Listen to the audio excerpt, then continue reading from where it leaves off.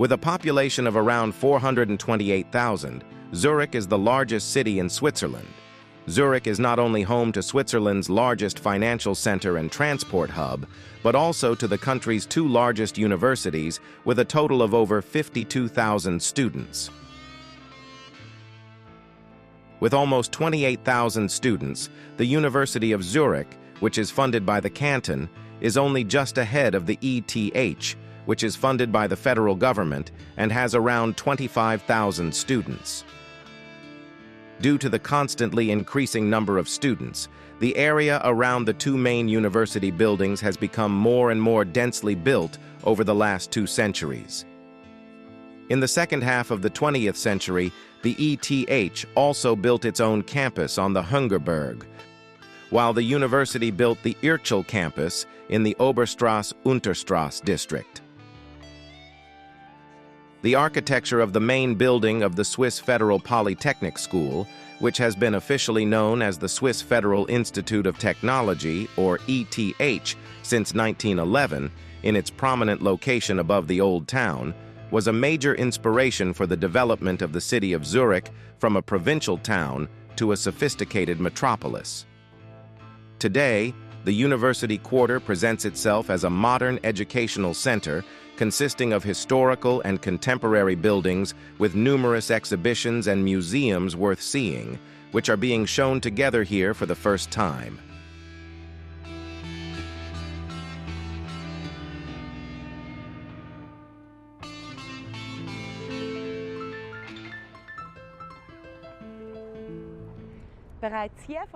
From the station bridge, you can already see the ETH Zurich on the left and the University of Zurich with its tower on the right. We now continue to Central, where we will take the Polybahn up to the top. We are at the bottom station of the Polybahn, where you can take the normal bus and streetcar ticket up to ETH every 3 minutes.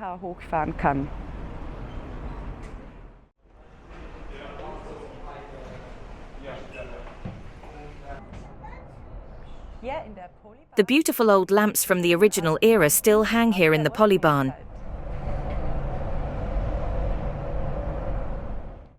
The Polybahn was opened in 1889 and goes directly up to the ETH. Originally, another railroad was planned from there up to the Zurichberg, a project that was abandoned soon after the electrification of the tramway meant that it could also travel up the Zurichberg. From 1897, the Polybahn was also electrified, having previously run with water ballast. In 1996, the Polybahn was completely renovated, and the old wooden carriages were replaced by modern metal carriages rebuilt in the old style. Today it runs fully automatically. The original mountain station is located between the Frunz House, built in 1841, and the Polyterrace.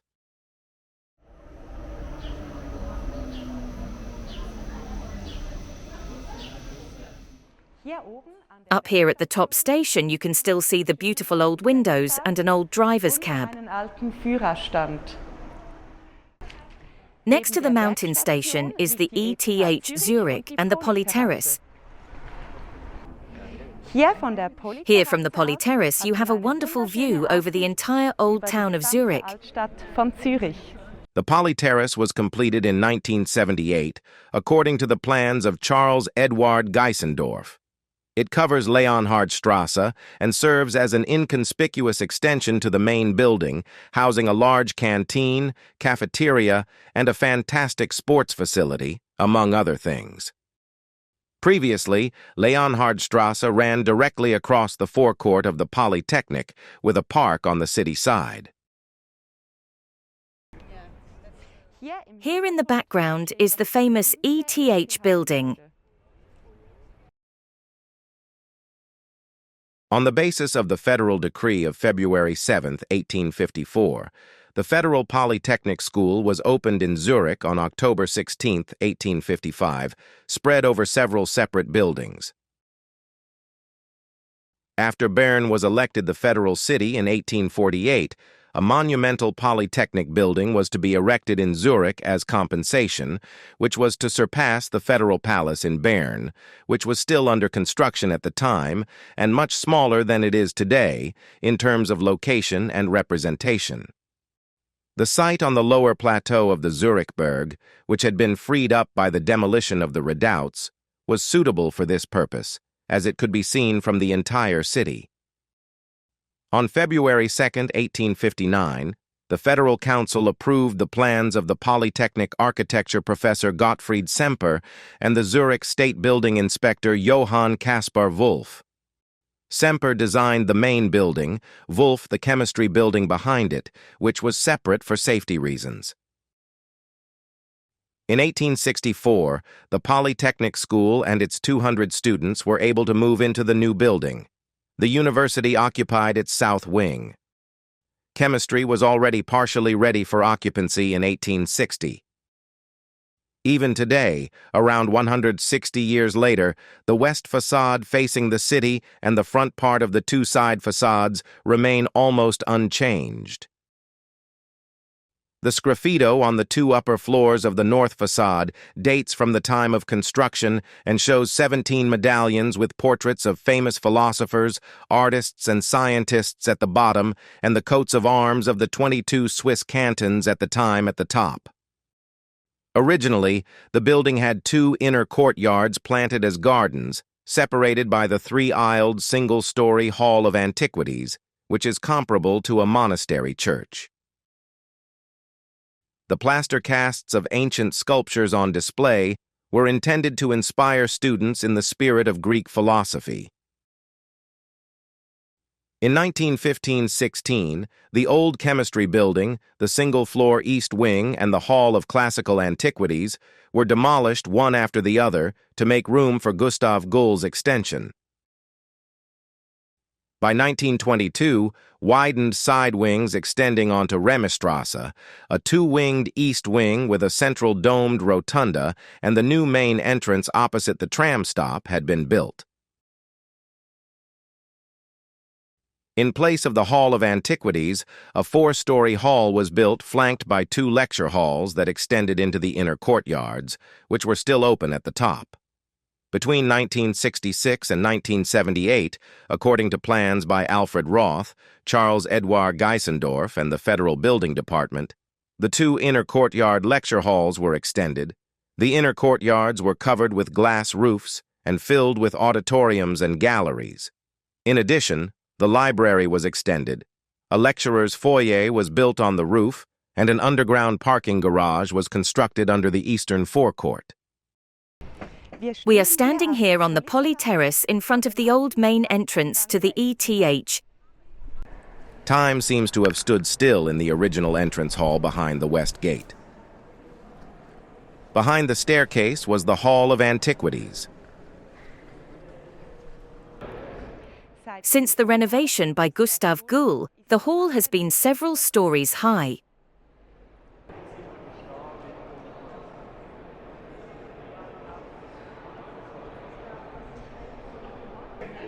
Study areas and lecture halls are located in the former inner courtyard.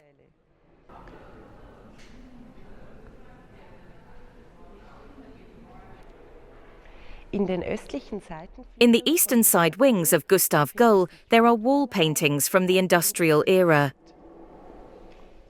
Most of these 28 paintings are by the architect and landscape painter Wilhelm Ludwig Lehmann and were created between 1921 and 1931. The oil on canvas paintings were mounted on the wall.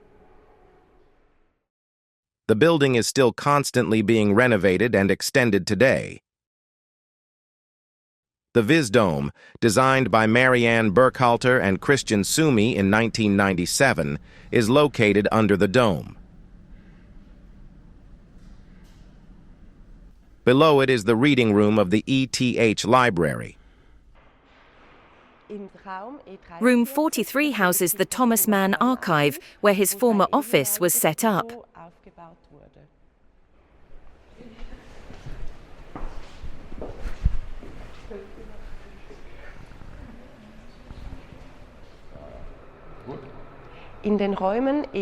Rooms 45 and 46 house temporary exhibitions. Towards the end of the corridor in room E53 is the Graphic Arts Collection. In this temporary exhibition, the ETH Graphics Collection is arranged according to temporary themes. This time, drawings on the subject of clouds are on display, such as this portrait of Arnold Bucklin with a background of clouds. In principle, the entire building is a museum. Here, Augusto Giacometti, 1935, or there, Wilhelm Grimm, 1955, or the Semper Aula from the original time of the building, equipped as an art room. A guided tour of the building is recommended for those interested.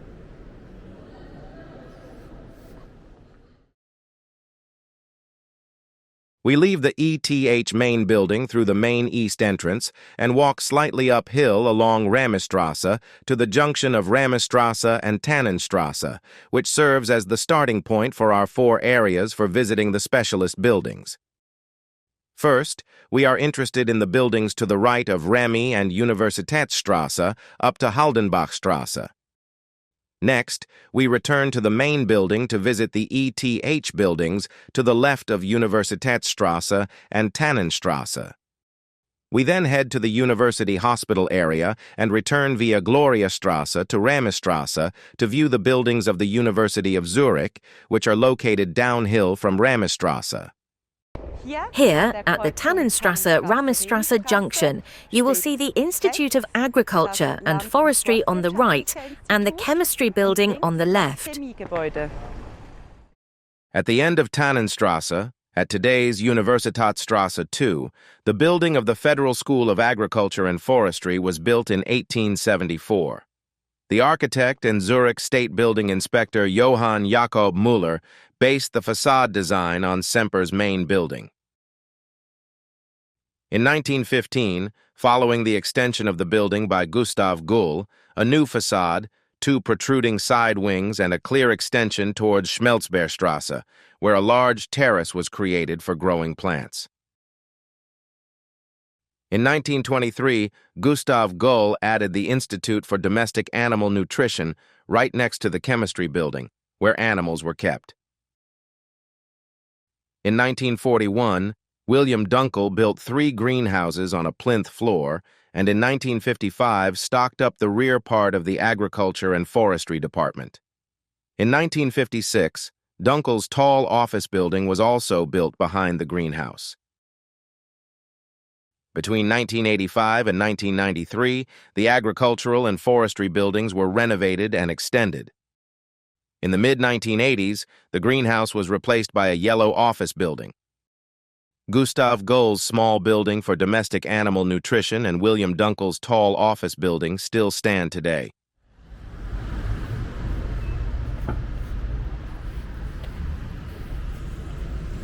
Here in the Agricultural and Forestry Institute, a zoological collection is housed. The collection is located in the atrium of the building. The top floor of the 3-story hall houses plants, the middle floor displays research results in showcases, and the first floor houses the zoological collection. Here you can study the different structures of various animal species. Here, for example, you can see the difference between a pufferfish and a hedgehogfish. Behind this archway is the Polytechnic Chemistry Building. In 1886, Alfred Bluntschli and Georg Lasius's Polytechnic Chemistry Building at today's Universitätsstrasse 6 was ready for occupancy. The old chemistry building behind the main Polytechnic building had become too small and was taken over by the university. The 4-story main wing of the chemistry building is symmetrically flanked by 2-story side wings. A rear extension by Otto Salvisberg followed in 1937, and in 1960 the 2 rear side wings were extended. In 1956, The first extension complex for organic chemistry was built to the left of the chemistry department at Universitätsstraße 8. Here in the chemistry building, there is a chemistry laboratory for students, which was converted into a study room. The high corridors with columns and arches reflect the spirit of the times in which they were built. Room F31 contains an old student laboratory that has been discreetly converted into a study room.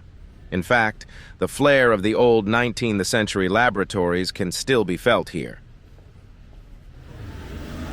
Further up Universitätsstraße, in addition to the extension building, 2 further building complexes were constructed over the next few decades, which extend to the end of the tree-lined avenue on the right. The corresponding plots of land were acquired and the residential buildings demolished. At the junction of Spandlerstraße, Universitätsstraße, the physical chemistry department was built in 1962, where Richard Ernst and Kurt Wuthrich won their Nobel Prizes. In 1975, the second extension with its high-rise building was completed. Today, the old chemistry building houses the computer sciences, and the newer buildings house the environmental sciences. The MOULAGE Museum is located here at Haldenbachstraße 14. Just above the newer chemistry buildings next to the Haldenbach tram stop is the MOULAGE Museum of the University Hospital Zurich. Moulages are wax casts of skin diseases of living people. These were painted directly on the patient, resulting in an authentic representation of the disease.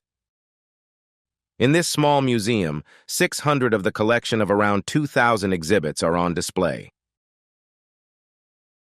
It is used by medical students to prepare for examinations and is open to the public on Wednesday and Saturday afternoons.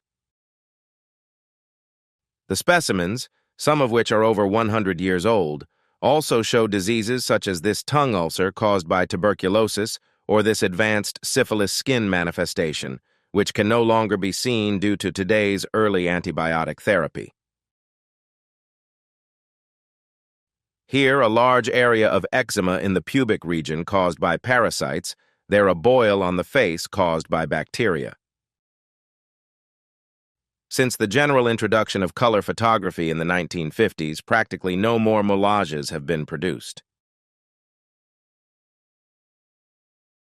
We leave the Moulage Museum and return to the ETH Main Building to explore the area north of Tannenstrasse. Here in the Institute of Natural Sciences, you will find, among other things, the Geological Museum. The ETH Institute of Natural Sciences, designed by Gustav Gull, was completed in 1912 on the site of the former Seiler Brewery and the meadow downhill from Clausiusstrasse at what is now Sonnigstrasse 5. The main facade on Sonnigstrasse had gabled roofs above the 2 entrance arches, which led into the side wings. Together with the rear wing facing Clausiusstrasse, they formed a glass-covered 4-story atrium hall where the natural science collection was presented. According to Alfred Roth's plans, the building was enlarged by 40% in 1971 by adding a story and filling the 2 lower floors of the 4-story atrium with a lecture hall, 2 auditoriums, and a collection room above.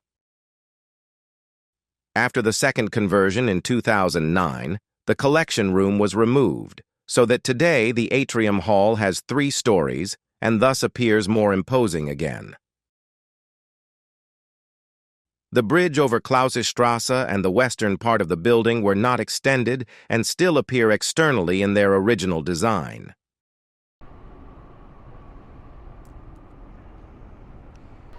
The entrance to Focus TERRA appears highly modern. To my surprise, the museum is located in an old inner courtyard. Above me hangs a lava rock swirling through the air, known as a bomb because of its round shape. In this box, we see solidified, flowing masses of lava. Of course, the museum also deals with Swiss geology.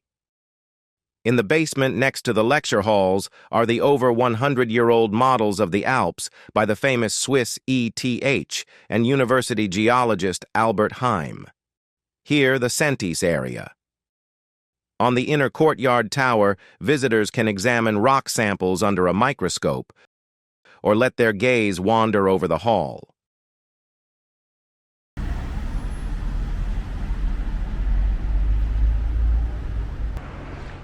Behind this facade is the old mechanical engineering laboratory. The Polytechnic Engineering Laboratory, designed by Benjamin Ricordan, was opened in 1900 at Sonigstrasse 3, diagonally opposite the Agriculture, Forestry, and Chemistry Department. The characteristic high tower housed high and low-pressure water tanks for hydraulic experiments. A single-story machine hall with a round arch portal was added to the rear-facing Clausiusstrasse. Next to it was a small heating plant, which was partly housed in the machine hall. Expansion projects were planned as early as 1909 for reasons of space. Due to the First World War and the Great Depression, it was not until 1930 that work began on the conversion and extension according to plans by Otto Rudolf Salvisberg. The facade of the old building was adapted to the new extension, and a large roof terrace was created, which was extended in 1948. In the 1930s, Salvisberg replaced the small heating plant with a large district heating plant with a tall chimney and cooling tower. After the private land on Tannenstrasse was acquired, Charles Eduard Geisendorf's Mechanical Engineering Laboratory II was built in 1972.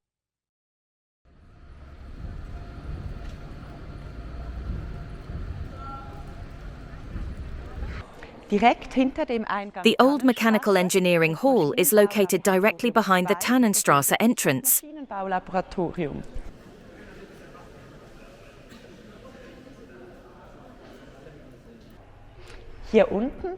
The hall of the old Mechanical Engineering Laboratory is located down here. On floor J of the old Mechanical Engineering Laboratory, the corridors in front of the seminar rooms are still largely in the style of the 1930s. The combustion engines on display are mostly more recent. Now we walk towards the Polybahn to the Empa building. Opposite the Frunz House, the building of the Swiss Federal Materials Testing Institute, the MPA, was erected in 1891 at Leonhardstrasse 27. The two-story building with two single-story side wings soon became too small, so that in 1907 it was extended by one story in the same architectural style. In 1998, the light blue Clausiusstrasse Institute building behind it was completed. The space between this building and Empa is filled by a long glass hall. This is easily accessible through the entrance at Tannenstrasse 3 directly behind the old villa. It houses a canteen, which even in winter exudes the flair of a street cafe. From Empa, we walk back to the junction of Tannenstrasse and Rämibühl and turn into Schmelzbergstrasse next to the Agriculture and Forestry Department. Next to the Agriculture and Forestry building is Schmelzbergstrasse, where the Sternwarte is located.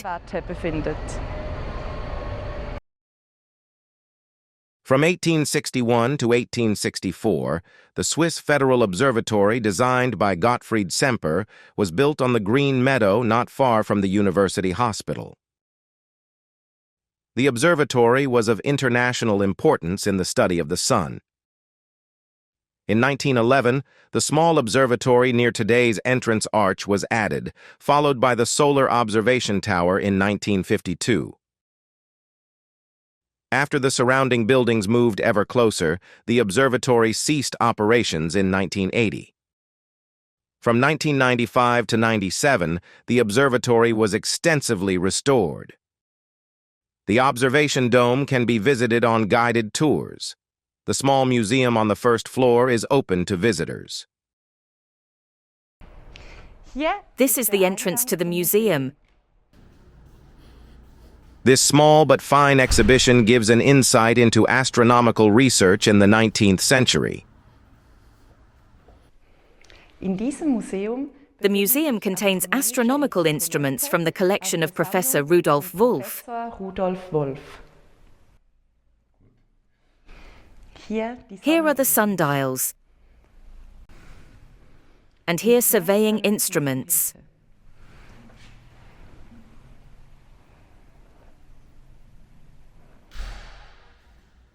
Today, the observatory is home to the Collegium Helveticum, an interdisciplinary research institute of ETH Zurich. At the exit of the observatory at the end of Sternwartstrasse, the old physics building used to be. Here, at Gloriastrasse 35, where this brown building stands today, used to be the old physics building. The Polytechnic Physics Building, designed by Alfred Bluntschli, was completed in 1890 in the middle of the vineyards. It stood on the outer curve of today's Gloriastrasse 35, but the idyllic surroundings soon changed. Due to chronic lack of space, further extensions and additions were built over the next few decades. In 1950, the building for low-current and high-frequency technology was added on the valley side of the Physics Building. The building for the Hydraulic Engineering Research Institute had already been constructed uphill from the Physics Building in 1930, followed by its extension on the right in the picture, which was ready for occupation in 1952. Also during this period, the lecture hall extension was built between the rear of the Physics Building and the Hydraulic Engineering Research Institute.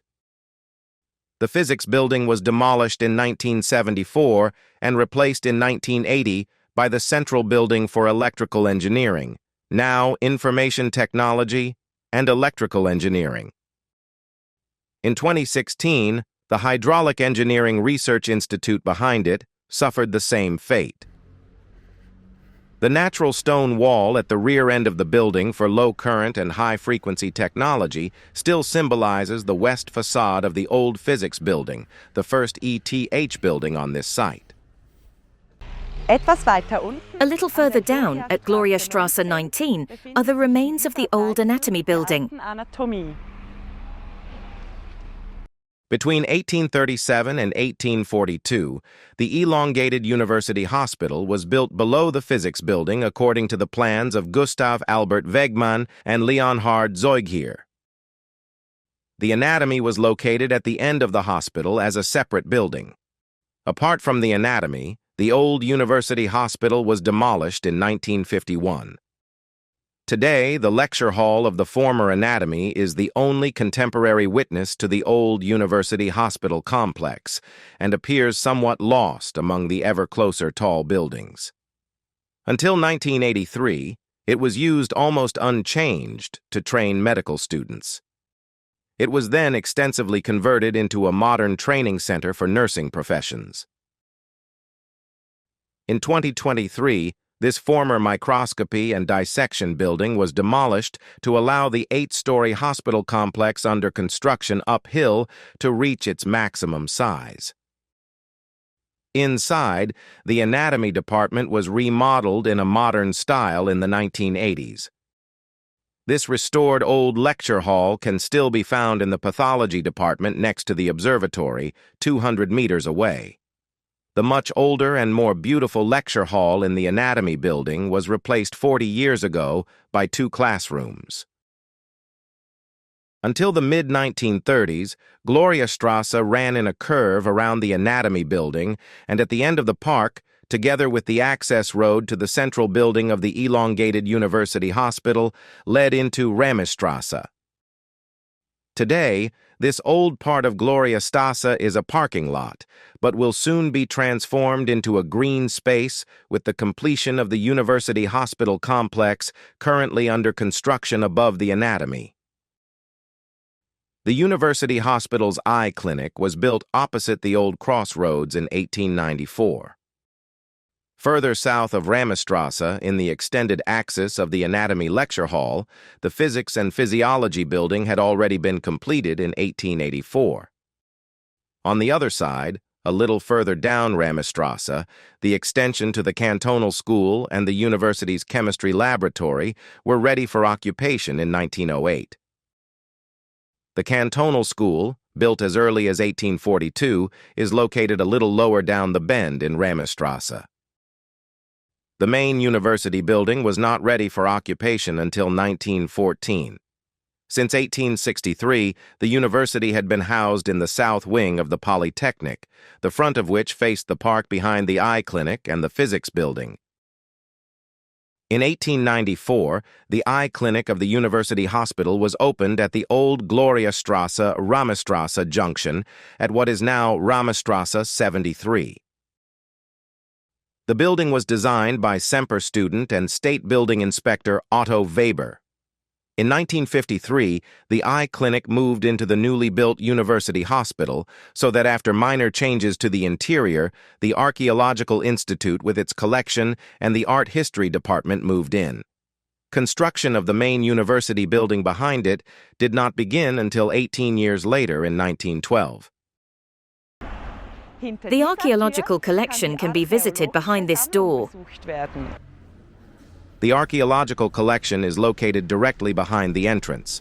On the first floor are guarded original exhibits from antiquity that are thousands of years old and are only known from books.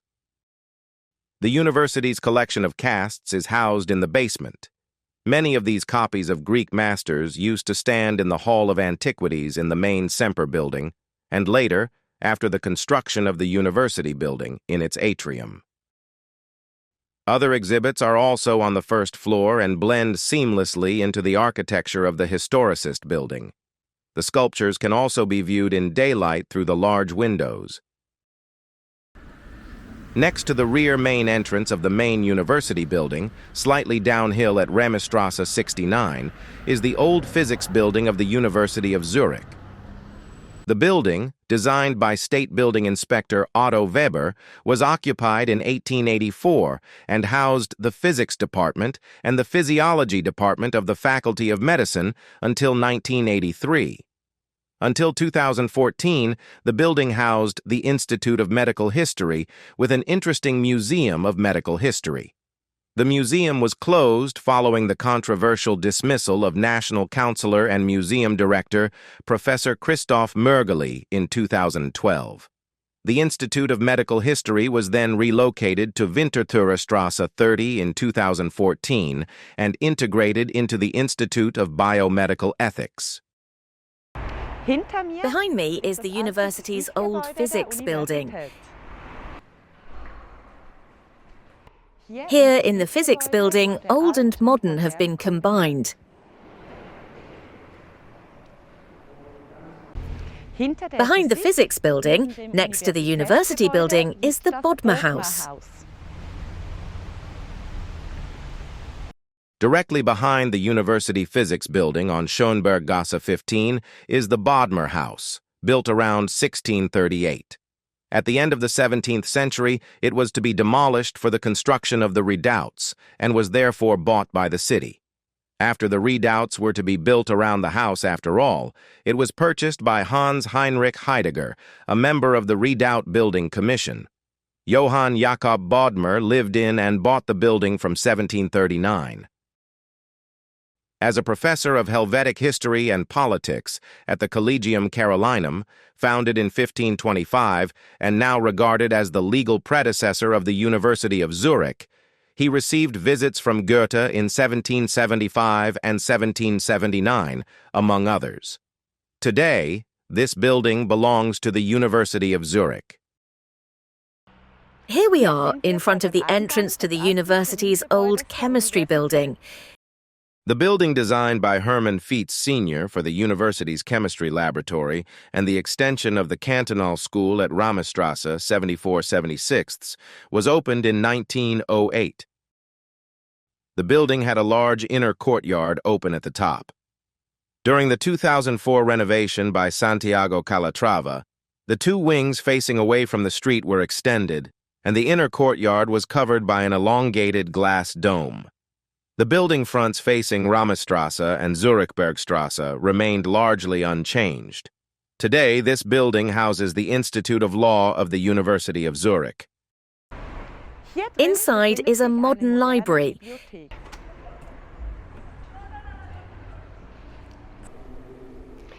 Here we are inside the University Chemistry Building.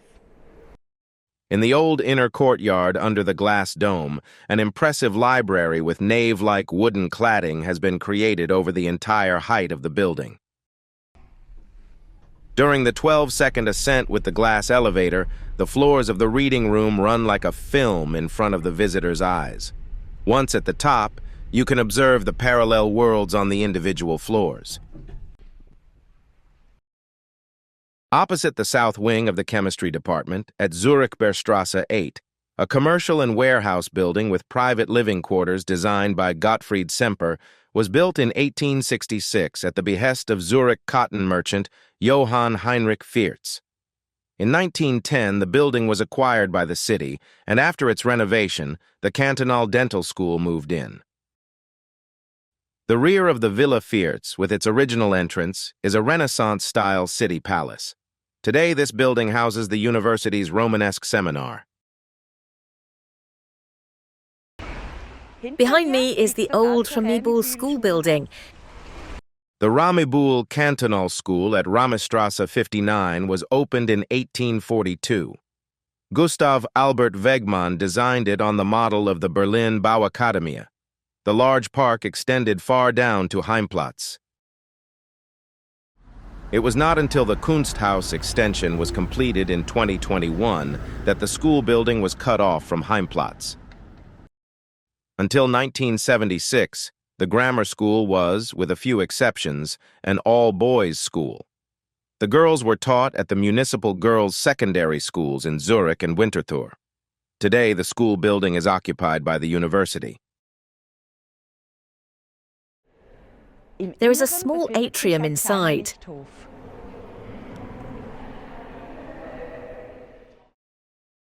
We leave the Laut Castle, as the schoolhouse was once popularly known, and return to the main building of the University of Zurich. The new main building of the university was to be built on the area between the ETH south facade and the Bodmer House. To this end, several buildings to the right of Künstlergasse had to be demolished. The three-story building at Künstlergasse 10, shown here on the right in front of the south facade of the Polytechnic, dated from 1836 and housed the Institution for the Blind and Deaf and Dumb. The house on the left at Künstlergasse 15, with the characteristic double gables from 1630, still stands today. Below the Home for the Blind, at Künstlergasse 8, there was a residential building which had been used by the Zurich Artists' Society for exhibitions since 1813. After the Künstlerhaus had become too small, the city's first art house, the Künstlergöttli, designed by Gustav Albert Wegmann, was built right next to it on the same plot at Künstlergasse 6 in 1847. It had a representative entrance arch. The Bodmer House above it, built in 1638, still stands today. Because the south wing of the main Polytechnic building had become too small for the university, a new building was approved in the referendum of 1908. Between 1912 and 1914, the main university building was constructed directly next to the ETH, according to plans by Robert Kurgel and Karl Moser. Out of consideration for the existing federal Semper Polytechnic, the new cantonal university was to be lower in terms of stories. However, the monumental tower ultimately made it appear even more imposing than the old Semper building, which is why the ETH was also given a domed building with the extension by Gustav Gull around 1920. In 1835, the university, founded by decision of the Zurich Government Council in 1833, moved into the building attached to the Augustinian Church on what was then Fröschengraben, behind today's Bahnhofstrasse. In addition to its newly founded Faculty of Philosophy, it merged the existing schools of law, medicine, and theology, the Collegium Carolinum, which had been located at the Grossmünster since 1525, to form the Universitas Turricensis. The Collegium Carolinum is still symbolized today in the seal of the university, with the Grossmünster and Charlemagne. The University of Zurich was the first university to be founded by a democratic state and one of the first universities in the German-speaking world to admit women as early as 1840. After the completion of the main Polytechnic building in 1864, the university moved into its south wing and in 1914 into the newly constructed main university building. The archaeological cast collection, which had previously been located mainly in the central hall of the Polytechnic, was now exhibited in the imposing atrium of the main university building until 1953, when it was housed in the building of the former eye clinic, where the Archaeological Institute was also located from then on. The reliefs from the building's original period can still be seen in the atrium of the main building. Nowadays, the hall is used as a cafeteria, discussion, and self-study room. The atrium is the actual center of the building. The corridors surrounding it lead to the offices, lecture, and seminar rooms. Winston Churchill gave his famous speech to the academic youth of the world in the auditorium in 1946. In the north wing of the main building, opposite the ETH South Facade at Karl-Schmidstrasse 4, there is a popular excursion destination that is also suitable for children, the Natural History Museum of the University of Zurich. Behind us is the entrance to the Natural History Museum of the University of Zurich. Here you can see native birds.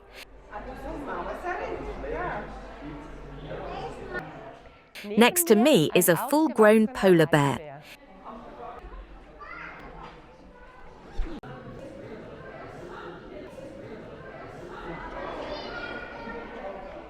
Here is the skeleton of a giant sloth. There is a giant armadillo.